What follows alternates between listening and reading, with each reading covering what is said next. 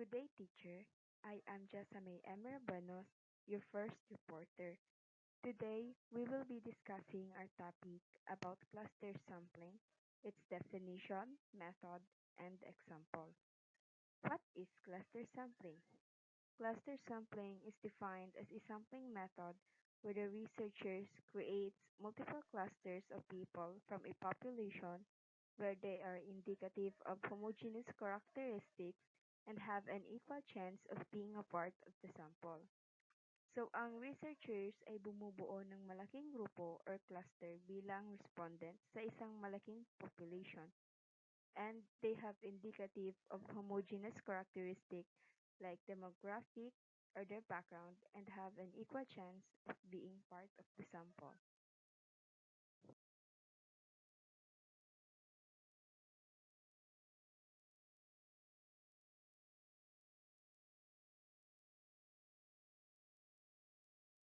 Consider a scenario where a data organization is looking to survey the performance of smartphones across Germany.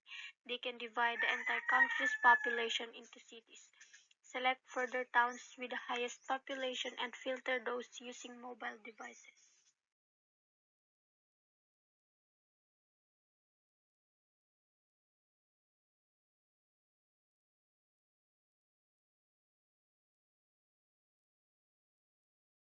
What is cluster sampling? Cluster sampling is a technique used to gather data on a large scale population. The researchers divide a population into smaller or multiple groups known as clusters. Cluster is a method of probability sampling that is often used to study large populations, particularly those that are widely geographically dispersed. And the researchers select random groups with a simple random or systematic random sampling technique for data collection and unit analysis.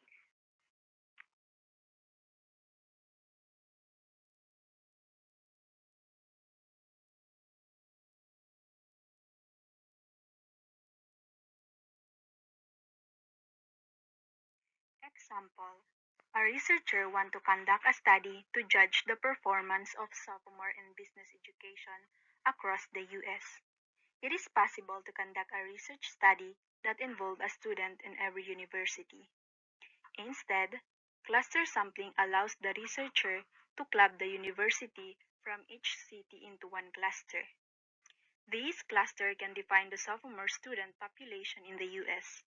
Next, either using simple random sampling or systematic random sampling and randomly picking cluster for the research study. Subsequently, by using simple systematic sampling, the sophomore from each of these selected cluster can be chosen on whom to conduct the research study.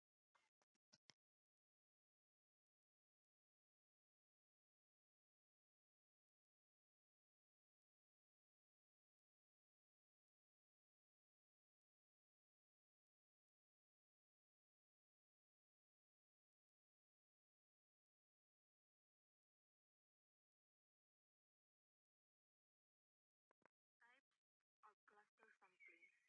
There are two ways to classify this sampling technique.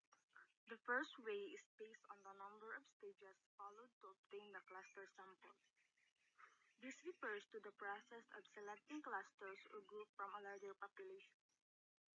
For example, if you are conducting a survey in school, you might first randomly select school and then randomly select students from those schools to form your cluster sample.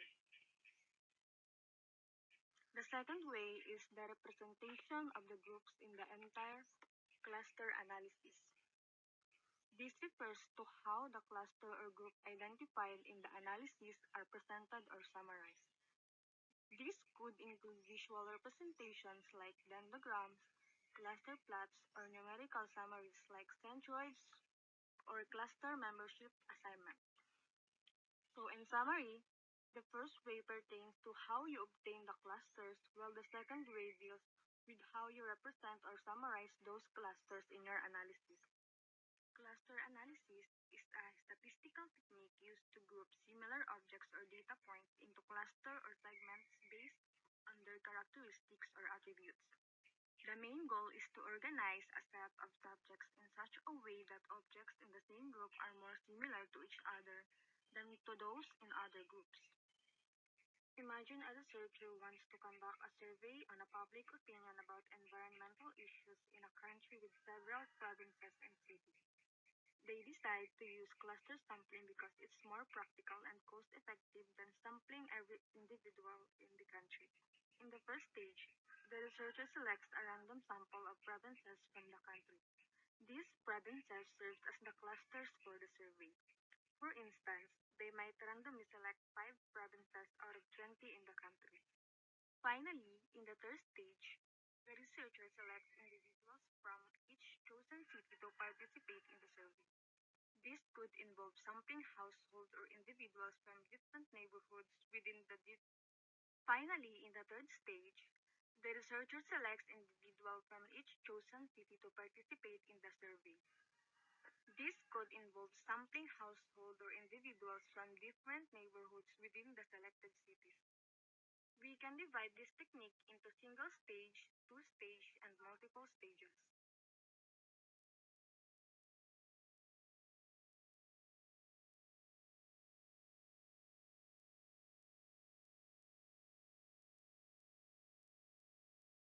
Good morning, Mom. Good morning, everyone. I am Jamela Carla Mendar, the next one to report to our group. My topic is single-stage cluster sampling. Single-stage cluster sampling involves dividing a population into clusters, selecting a random sample of cluster, and then surviving or studying all members within the chosen cluster. In the given example, the NGO first selects the town's cluster randomly and then provides education to all the girls within those selected towns rather than individually selecting girls from each town. This method is efficient for large population and can help streamline data collection processes. Thank you.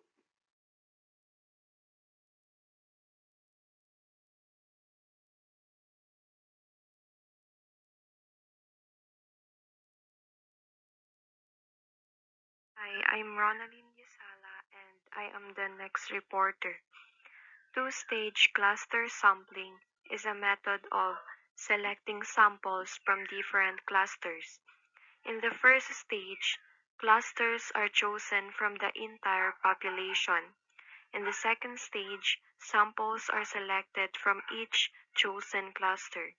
Example, a business owner is using two-stage cluster sampling to examine the performance of plants in various parts of the US. Initially, they would form clusters of plants, then randomly select samples from each clusters for conducting research. This is an effective way to represent the entire population while using fewer resources compared to selecting all elements from each cluster.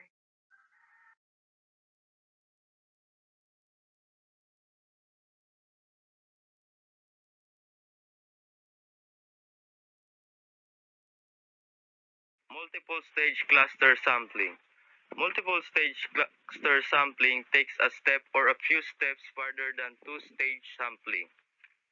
For conducting effective research across multiple geographies, one needs to form complicated clusters that can be achieved only using the multiple stage sampling technique. An example of multiple stage sampling by clusters, an organization intends to survey to analyze the performance of smartphones across Germany. They can divide the entire country's population into cities or clusters and select cities with highest population and also filter those using mobile devices.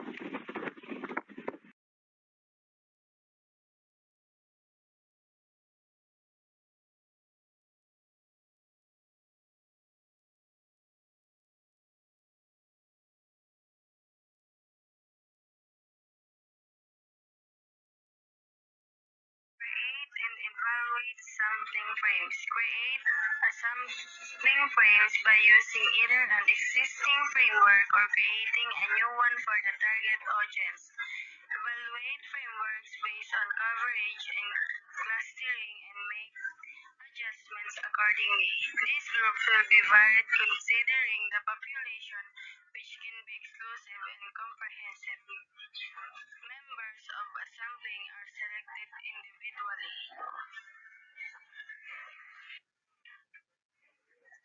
Sabi dito, gumawa ng sampling frame sa pamamagitan ng paggamit ng alinman sa isang umiiral na framework o paggawa ng bago para sa target na audience. Suriin ang mga balangkas, batay sa saklaw at clustering at gumawa ng mga pagsasaayos ng naaayon. Ang mga pangkat na ito ay iba-iba kung isa sa alang-alang. Ang populasyon na maaaring maging eksklusibo at komprehensibo. Ang mga miyembro ay isang sample ay pinipili na paisa-isa. Determine groups. Determine the group number of groups by including the same average member in each group. Ito daw ay nangangahulugang ang bawat grupo na iyong bubuin ay dapat magkaigwa ng pare-parehong bilang ng mga miyembro. Halimbawa, ang bawat isa ng mga grupo ay dapat daw magkaigwa ng 5 miyembro. So make sure each of this group is distinct from one another. Ito naman ay ang bawat grupo na iyong binuo ay dapat magkakaiba sa isa't isa. Ito rin daw ay maaring tumukoy sa iba't ibang aspeto tulad ng mga gawain, mga interes, o mga kakayahan ng mga miyembro ng bawat grupo. Ang layunin nito ay upang masiguro na ang bawat grupo ay may sariling mga katangian at hindi parehas sa iba.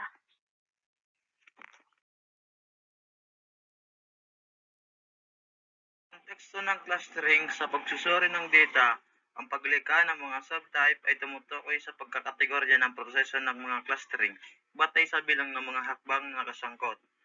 Narito ang isang maikling paliwanag. Dalawang yugto ng clustering. Ang diskarte na ito ay nagsasangkot ng dalawang natatanging mga yugto. Sa una, ang isang malaking bilang ng mga kumpol ay nabuo. Pagkatapos ay pinagsama-sama o pinagsama-sama sa isang mas maliit na bilang ng mga kumpol sa ikalawang yugto. Magkakatulong ang paraang ito sa pagpino sa proseso ng clustering at pagbubuti ng kalidad sa mga huling cluster. Pangalawa, multi-stage clustering. Ang subtype na ito ay nagsasangkot ng higit sa dalawang hakbang at ito ay isang mas komplikadong proseso. Maaari itong magsimula sa isang malawak na diskarte sa clustering at pagkatapos ay unti-unting gumagamit ng mas pinong mga diskarte sa mga kasunod na yugtong unang makamit ang mga huling cluster. Ang bawat yugto ay maaaring gumamit ng iba't ibang mga algorithm o pamantayan para sa clustering na nagbibigay daan para sa isang mas nuanced at detalyadong pagsusuri. Ang mga subtype na ito ay nagbibigay daan sa mga mananaliksik na nalapitan ang proseso ng clustering sa isang structured na paraan na kadalasang humantong sa mas tumpak at makabuluhang pagbuo ng cluster. Ang pagpili sa pagitan ng dalawa o ng two-stage at multi-stage clustering ay depende sa mga partikular na pangangailangan ng pananaliksik at sa likas na katangian ng data.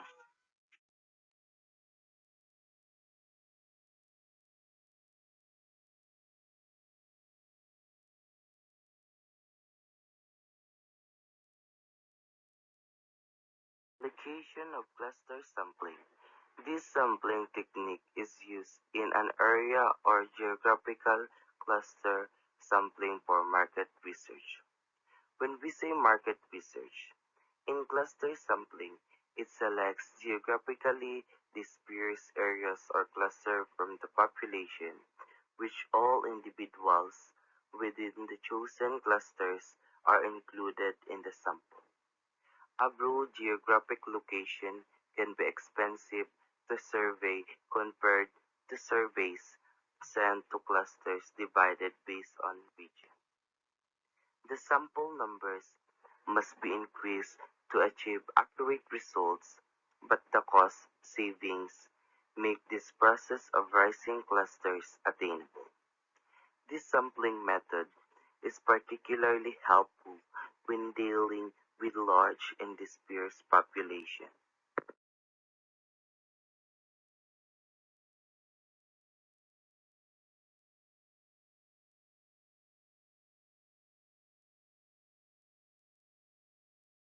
Cluster sampling in statistic. Ang pamamaraang ito ng sampling na kilala bilang cluster sampling ay ginagamit kapag hindi maaring kolektahin ng mananaliksik ang data mula sa buong populasyon. Sa halimbawang binigay sa pag-aaral ng paggamit ng smartphone sa Germany, ang mga lungsod ng Germany ay binubuo ng mga kumpol o clusters. Ito ang pinaka-ekonomiko at praktikal na solusyon para sa mga statistikang pananaliksik kung saan hindi maaaring mangolekta ng data mula sa bawat individual.